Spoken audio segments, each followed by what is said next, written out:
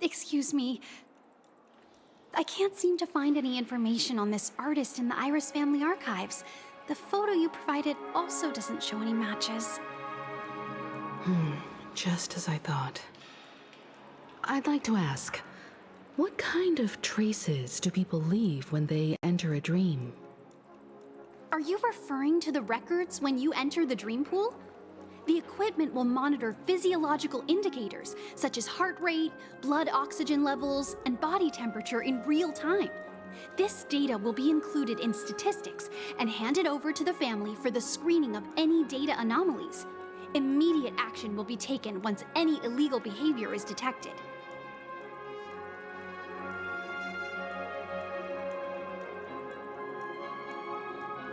I apologize. The hotel does not have access. This information is managed by the Bloodhound family. We can only gain access if there's a problem. Looks like nothing can be found here. At least we know who to look for next. We can ask the Bloodhound family for information. Thank you for your assistance, Miss Allie. By the way, is Miss Robin doing fine? We are looking forward to her performance. Fine? What does that mean? Is there something wrong with Miss Robin? The preparations for the Charmony Festival have been proceeding smoothly, so I guess things are pretty good. I believe she will be able to put on a spectacular show for all of you. I'm sure. Sure enough, no one knows about Miss Robin. I'm not surprised. But that Miss Firefly is truly mysterious. There's no information on her in the hotel system. Even if she's a stowaway, she should have a disguised identity after entering the planet. She's also in the running for the legacy. How is she going to sneak into the dreamscape unnoticed? Is there any other way to enter a dream? Besides the hotel room's dream pool? The Memo Keepers have abilities that are difficult for normal people to comprehend. In the memory zone of Penacony, they thrive effortlessly, a fact proven to us by Black Swan. The hacker girl from the Stellaron Hunters used extraordinary means to unlock the Dreamscape Hotel's seal. According to the scene witnessed by him, it is likely that they are behind Miss Firefly's case. The Garden of Recollection and the Stellaron Hunters. Both are possible, but what about the IPC? Since they want Penacony all for themselves, they're bound to have a plan. Who are you guys? The Bravo team has arrived at their designated position, ready to execute armed evacuation operation. Boss, get moving! Armed evacuation? Boss, are you drunk? What do you know? It's more efficient this way. Just don't let the director find out. Act first, report later. Understood? Help! Help me! I spent all my year-end bonus on the snowball! I don't want my name on the department's major disciplinary notice! Hey, check it out! That voice. Could it be the IPC workers from Bellabog? To all guests, the IPC will be conducting special operations within the hotel. Please follow the staff in charge of evacuation to the designated safe zones, or compulsory measures will be enforced. I'll request a beating for you lot! You've been told not to drink during work hours. Take him back to the hotel room. I'll organize a meeting later to properly go over how this incident report should be written. Miss Topaz? I never thought I'd run into you on Penacony. Oh, long time no see, Astral Express crew. Aventurine has told me a lot about your happenings. Huh?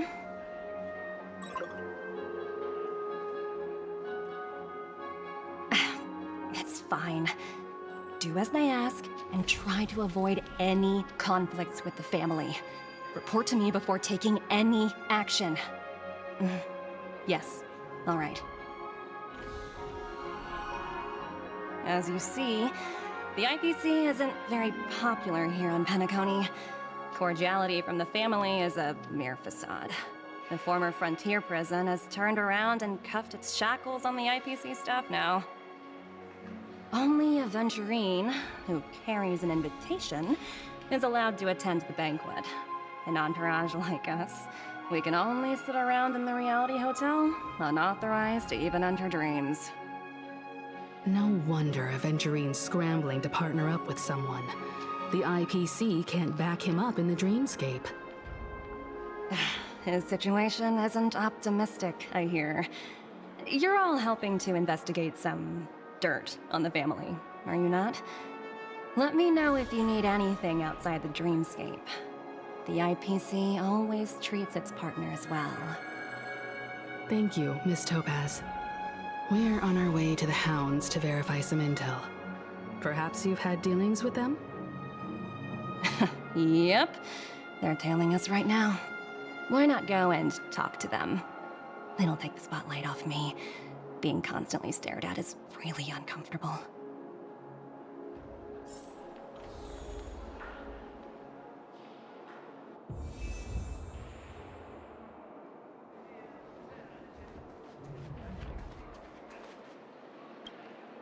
We're carrying out our captain's orders. What do you want? We made a mistake last time, and we're working hard to rectify it now. We don't have time for anything else. Surveilling the IPC executive Topaz, ensuring that she stays put at the Reverie Hotel during her time on Penacony. We've got the right one this time. So that's it. They were the pair who were after Firefly at the time.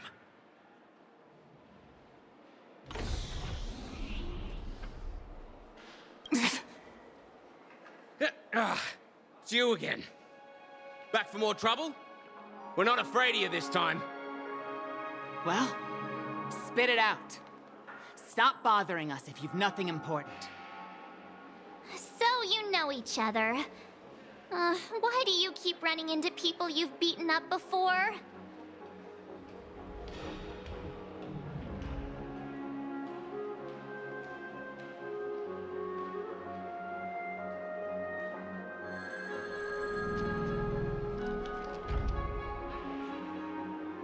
That's right.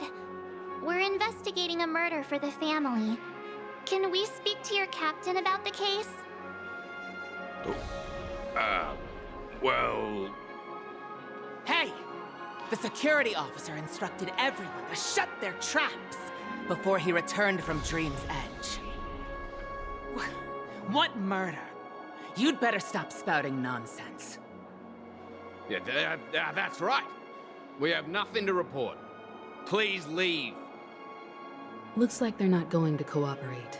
But they did at least tell us that the captain is at Dream's Edge. Why don't we just look for the security officer then? It's probably Gallagher, the one he mentioned, right?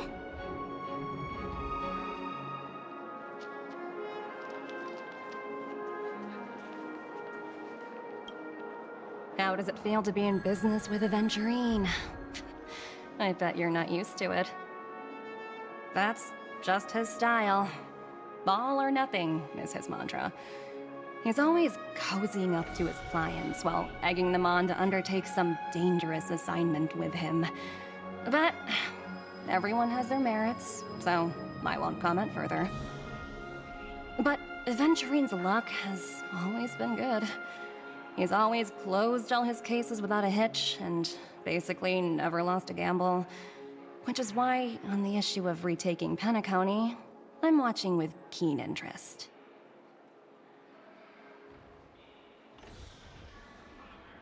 As for the two cases, apologies, but I don't have much info on them either. All I can do is ask you to keep digging for more details.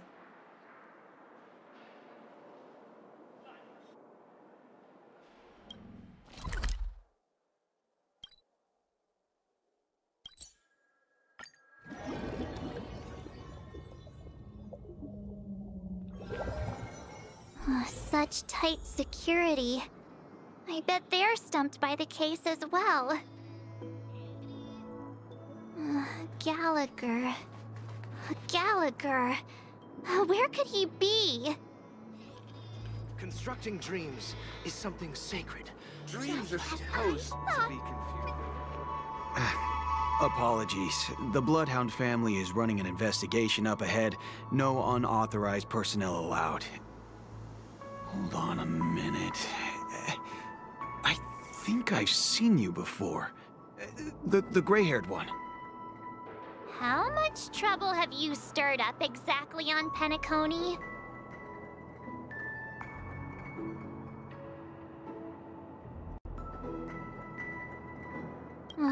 You think you look alike? Wait, are you for real? Not possible. It was you the last time yelling about some clockwork friendship while beating me up with that silver-haired girl.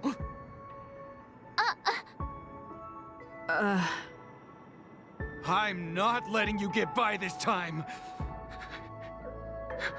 Please leave, or I'll have to get on my knees and beg you.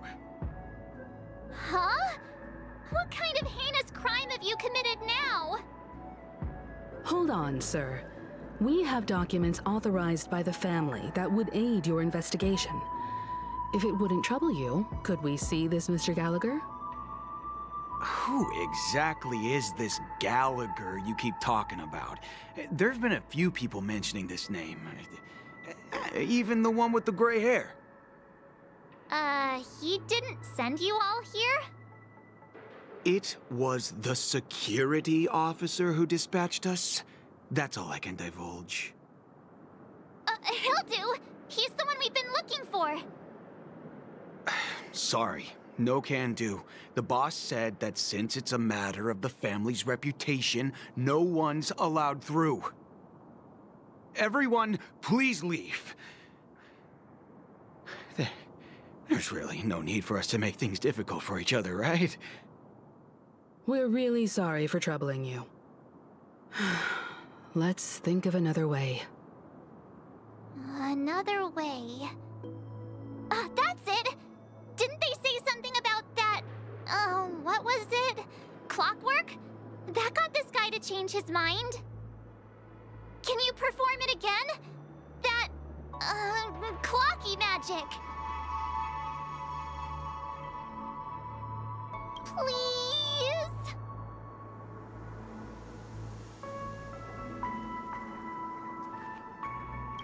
Sorry, no can do.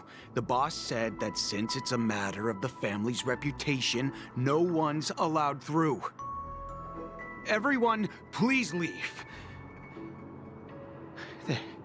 There's really no need for us to make things difficult for each other, right?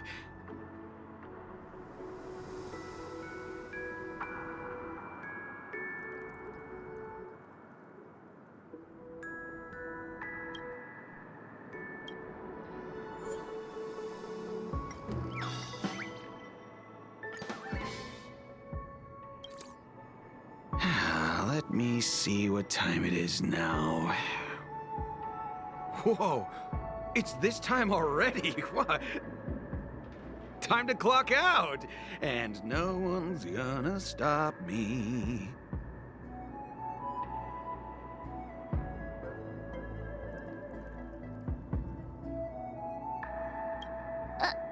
What? Huh? This clockwork trick of yours, it's kinda dangerous. At least he won't be getting in our way again. Let's go find that Gallagher and ask him the intricacies of the case. I was wondering what all the commotion was. Huh. Oh, it's you guys. Welcome. Since you made it here, what can I do for you? Hello, Mr. Gallagher, sir. Judging from your tone, it sounds like you were expecting us. Miss Himiko, you're too polite. There's no need to call me sir. Mr. Gallagher, you even know my name. Of course I do. You folks are from the legendary Astralexpress, and honorable guests of the Watchmaker. I had an encounter with this gentleman in the golden hour. I remember that little silver-haired girl was there too. I'm sorry for what happened to that kid. This is also the reason why we've come to visit you, Mr. Gallagher. The Express can't just overlook the death of that child. So we've decided to help the family get to the bottom of it, in the hopes of getting justice for her.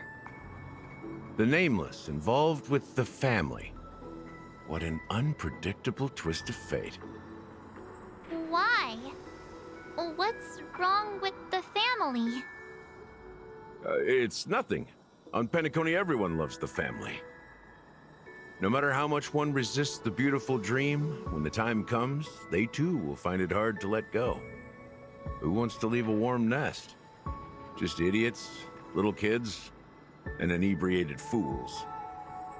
Mr. Gallagher seems to be getting at something. Well, you got it wrong. I'm not. You want to discuss the case? Sure, come with me. This is not a good place to talk. Let's go elsewhere.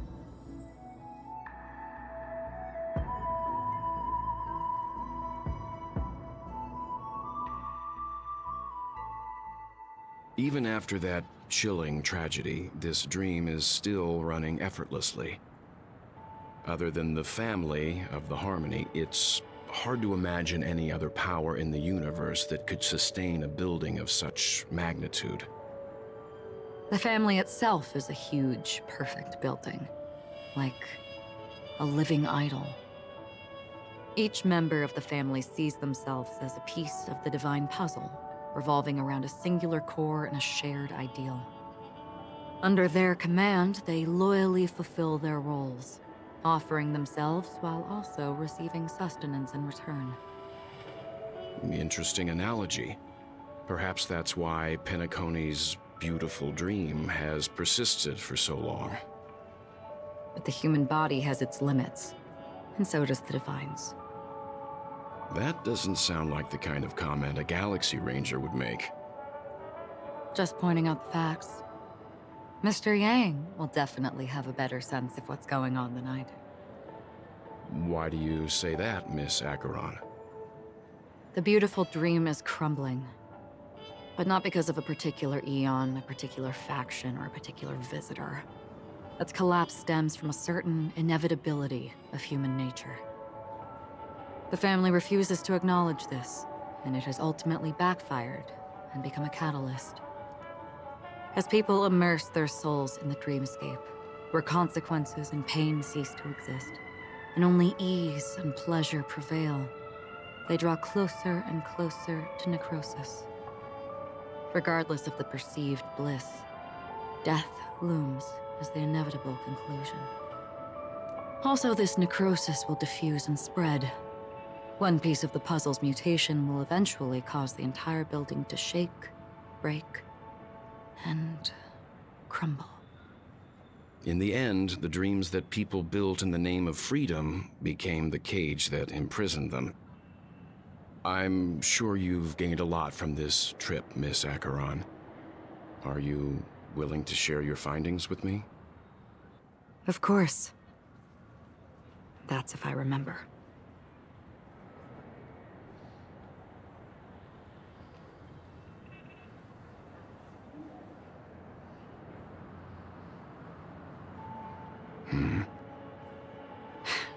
Don't mind me. It's just a habit.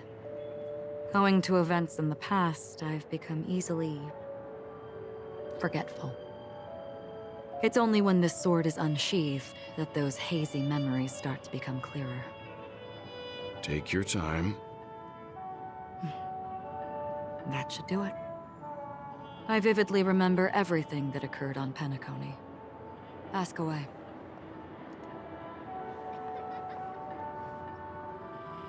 The moment of daybreak. I've heard that's where the Dawn Factory, which processes the foundation of the dreamscape, is located. Behind the dreamscape's song and dance stand many imagination factories. Workers create all kinds of whimsical works day in and day out in their dreams. Then they return to reality and sleep on a narrow bed in a room. A far cry from luxury. They say it will suffice. Experiencing the bizarre and motley dreamscape is the best reward. There I encountered a young woman who had just come of age. The perfect time to indulge in beautiful dreams.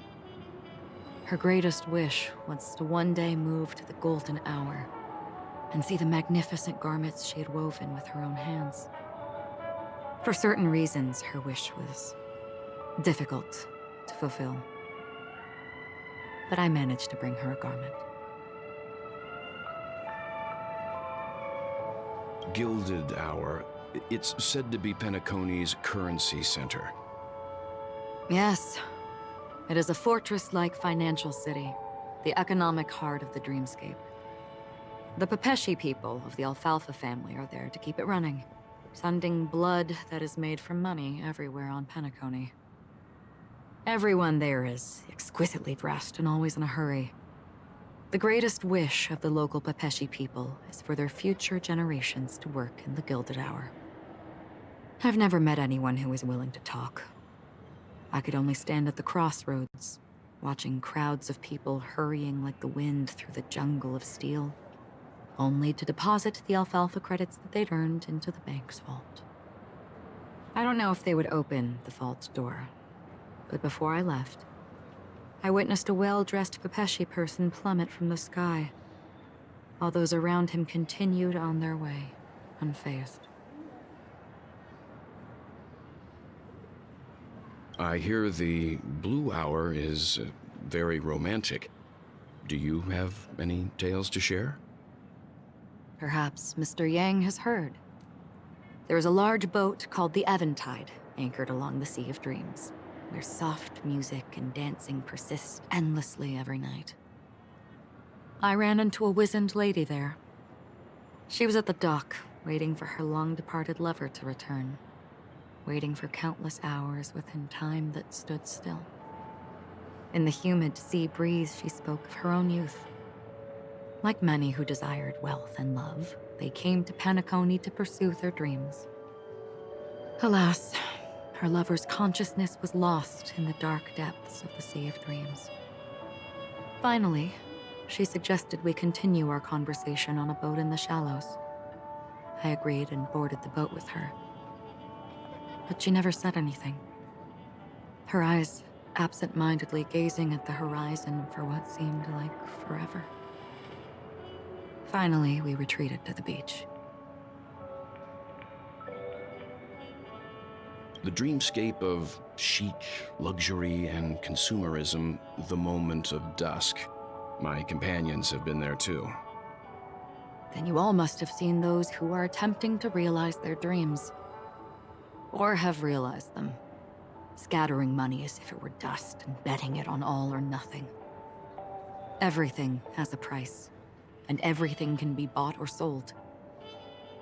Even dreams themselves. I saw an Intellitron there, who was preparing to auction himself. When someone wins a bid under stipulated periods and rules, he would do the buyer's every bidding, becoming that person's very possession. That Intellitron had been auctioned off a dozen times, and I participated in his 13th. That was the grandest banquet I had ever attended. But never again did anyone cast another glance at him. This time around, there were no successful bids for him. This is what I've seen and heard along the way.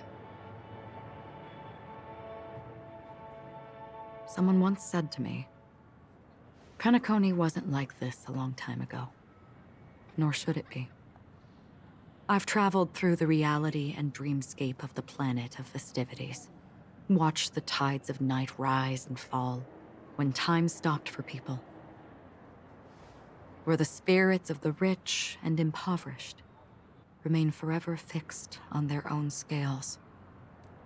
This is why I think the collapse of the beautiful dream is inevitable.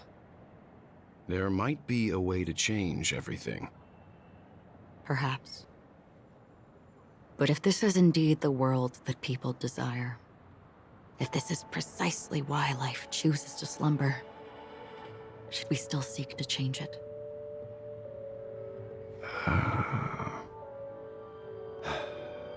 Miss Acheron, now it's my turn to share a story with you. There was a man from my homeland who, at a time when the world was grappling with deep, unhealable pain, made a choice. He wove together the dreams of everyone in the world, linking people's dreamscapes, and shouldered this burden himself. From this, he created a giant, a spiritual atom. And since that moment, the giant stood between heaven and earth, becoming the pillar of the world's existence.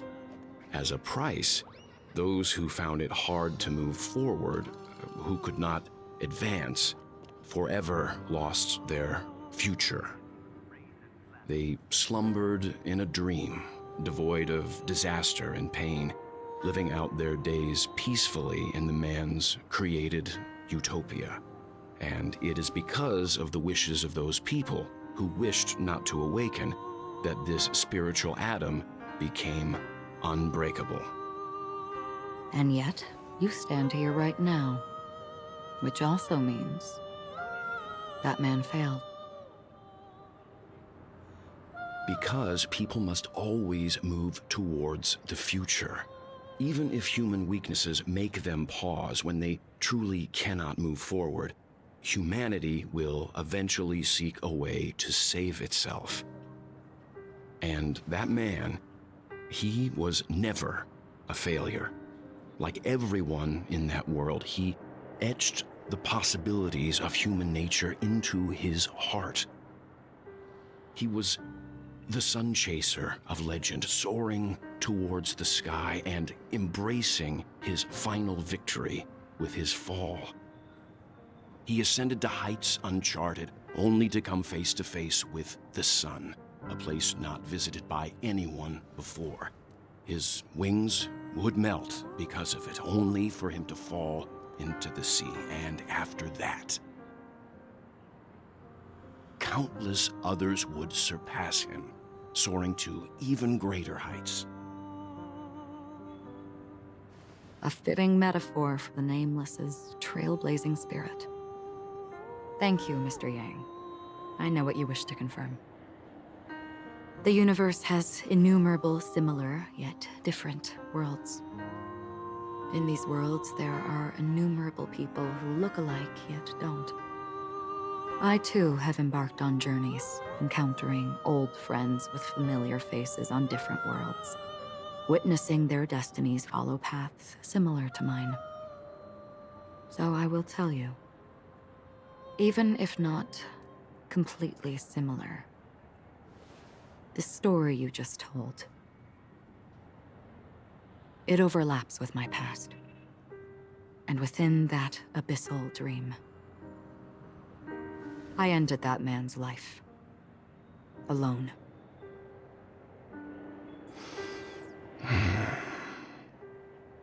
I am not who you think I am. Nor will my home be as fortunate as your world. I am sorry. It's fine. I don't mind, so long as I can alleviate your suspicions. There's something I still wish to know, Miss Acheron. Under that representation of the hunt, exactly what sort of power is it that has motivated your solitary journey thus far? Mr. Yang, before answering that question, I wish to continue the previous topic. I like your analogy very much. Indeed, birds are born to fly. But in a distant past, their ancestors could only gaze at the sky in envy. They saw that faraway ray of light from above the heavens, piercing through the clouds and blanketing the earth. And so, time and time again, generation after generation, the birds spread their wings and took to the sky, attempting to touch its ceiling. all because the sun was there. Then, what if the last bird finally soars into the sky, only to realize that the end of the light is not the sun, but darkness? Then why, exactly, do we even walk towards the light?